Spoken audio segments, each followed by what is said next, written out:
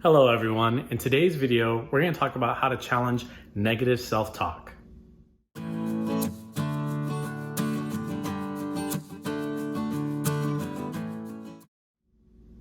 If you're new to the channel, welcome. I'm super happy to have you here. Be sure to subscribe to stay up to date with our weekly videos on mental health related topics and helpful coping skills for you to apply in your own everyday lives.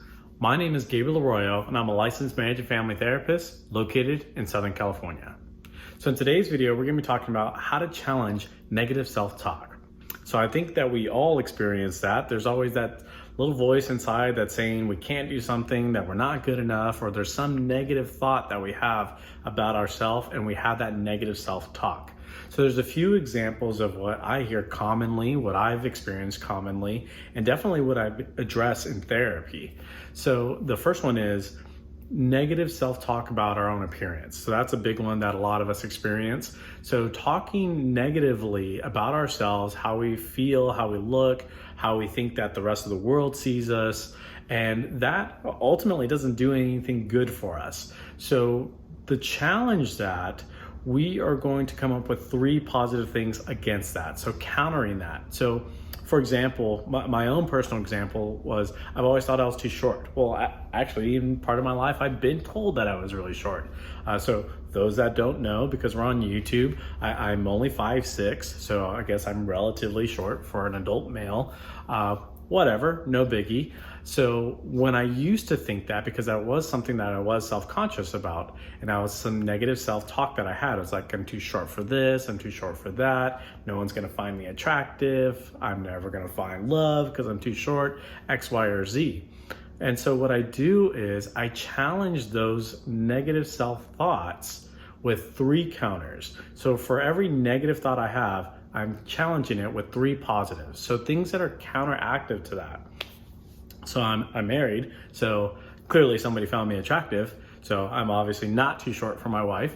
So there's my 1 positive, and I come up with 2 other examples. I come up with counter arguments of how that is not true, that I'm not too short.